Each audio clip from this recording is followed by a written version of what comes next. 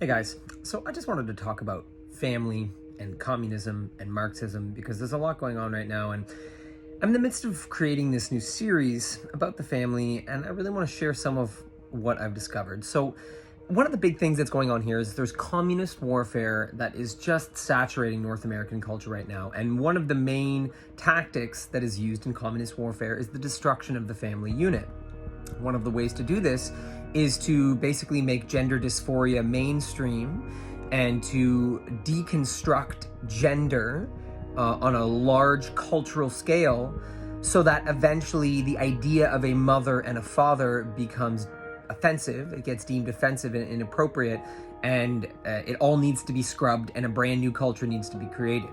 So what happens when the family unit is destroyed in this way, when we don't have cultural ideals of stable family formations that we can rely on and consistently repeat, there's a degradation of information. So specifically, wisdom from the past cannot be maintained. It doesn't stay intact.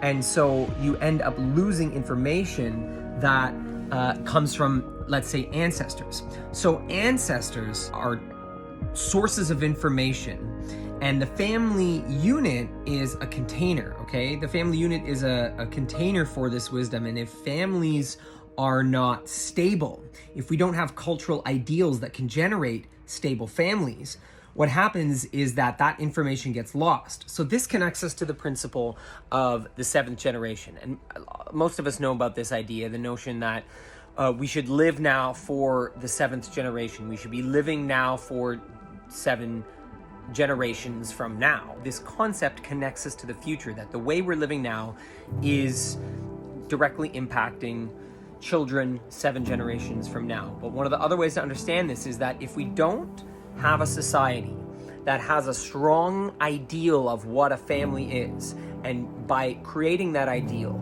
produces stable families generation after generation after generation, then the wisdom that we gather on our life path does not get integrated into the family.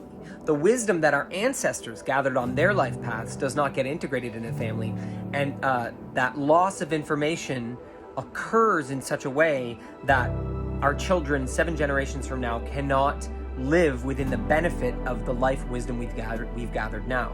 So it's very important to understand what's going on here, that the family is a container for wisdom that needs to be protected culturally. We need to be able to produce stable families for many generations. So that means stable parents, stable children, so parents stay together and become a part of the children making children, children's children making children, right? That's family unity that is supposed to last through generations, and this sustains our collective wisdom. So if this communist warfare that's going on, this attack on our social ideals in terms of gender and family and all these things, if we keep getting told that the family is toxic and patriarchal and we actually believe these things, all wisdom from the past will be destroyed. All wisdom from your life path now will eventually degrade because there won't be those systems, families, to carry it forward. Those are my thoughts.